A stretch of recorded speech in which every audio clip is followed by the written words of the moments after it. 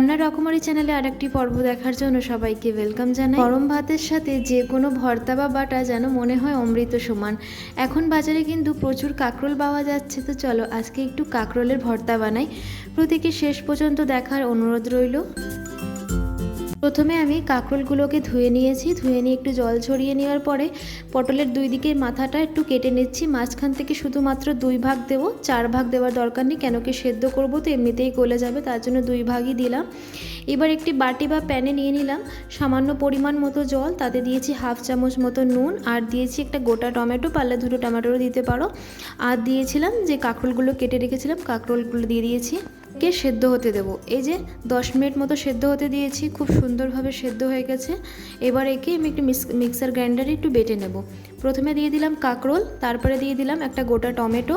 এবার সমস্ত কিছুকে ভালো করে পেস্ট করে নেব। দেখো কতটা টেক্সচারটা একদম ক্রিমি ভাব হচ্ছে। কাঁকরোলের বীজ টিজ সমস্ত কিছু পিষে একদম পুরো ক্রিমি টেক্সচারে চলে এসেছে।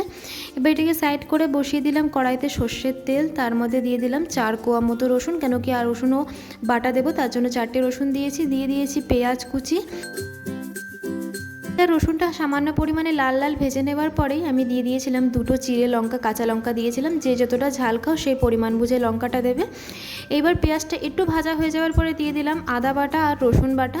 এইটাকে একটু ভালো করে কষিয়ে নেবো, বলতে একটু ভালো করে ভেজে নেবো, যতক্ষণ না কাঁচা গন্ধটা যাচ্ছে ততক্ষণ ভেজে নেব। সমস্ত মশলাগুলো একটু ভাজা হয়ে যাওয়ার পরেই আমি কিন্তু দিয়ে দিলাম কাঁকরোল আর টমেটো বাটাটা। গ্যাসের ফ্লেমটা কিন্তু হাই থাকবে, কেন কি কাঁকরোল থেকে অলরেডি জল ছাড়ছে, তার জন্য গ্যাসের ফ্লেমটা আমি হাই করেই ভালো করে একটু একে ভাজতে তালে থাকবো যতক্ষণ না এর জল টেনে নিয়েছে। দিয়ে দিলাম নুন পরিমাণ মতো, দিয়ে দিলাম হলুদ, আর দিয়েছিলাম একটু সামান্য রেড চিলি পাউডার, লাল লঙ্কার গুঁড়ো। এবার ভালো করে একে নাড়তে তালে থাকবো যতক্ষণ না এর জল টেনে নিচ্ছে।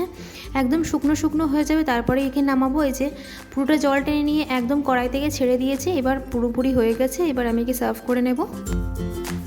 সম্পূর্ণভাবে তৈরি হয়ে গেছে কাঁকরোল বাটা বা কাঁকরোলের ভর্তাও বলতে পারো। এটা কিন্তু গরম ভাতের সাথে কিন্তু একদম অমৃত সমান।